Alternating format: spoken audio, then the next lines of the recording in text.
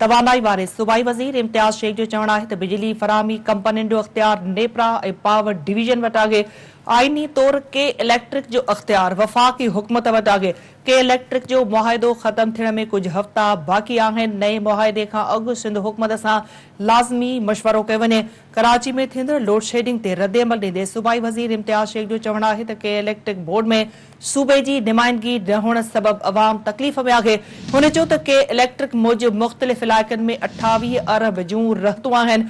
जदीद टेक्नोलॉजी ज़रिए बिल अदा कंदड़नि खे बिजली बंदिश खां छुटकारो ॾियारे सघिजे थो। संदसि चवणु हो त सिंध हुकूमत जे मुतालबे बावजूद के इलेक्ट्रिक बोर्ड में सिंध खे नुमाइंदगी नथी ॾिनी वञे। इम्तियाज़ शेख जो चवणु आहे त लोड शेडिंग बाबति फ़ैसिलो NTDC कंदी आहे, जंहिंजी ऑफिस लाहौर में आहे। हुन चयो त के इलेक्ट्रिक जो मुआहिदो ख़त्म थियण में कुछ हफ़्ता बाक़ी आहिनि। नए मुआहिदे खां सिंध हुकूमत सां लाज़मी मशवरो कयो वञे। ही अहम ख़बर वांके ॾियूं पिया।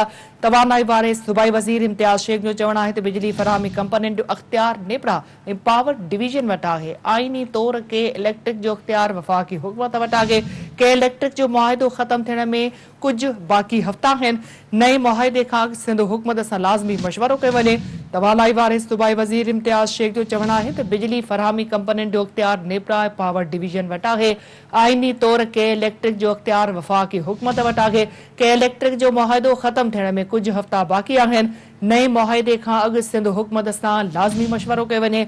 कराची में थींदड़ लोड शेडिंग ते रद्द अमल ॾींदे सूबाई वज़ीर इम्तियाज़ शेख चयो त के इलेक्ट्रिक बोर्ड में सूबे जी नुमाइंदगी न हुअण सबबि अवाम तकलीफ़ में आहे।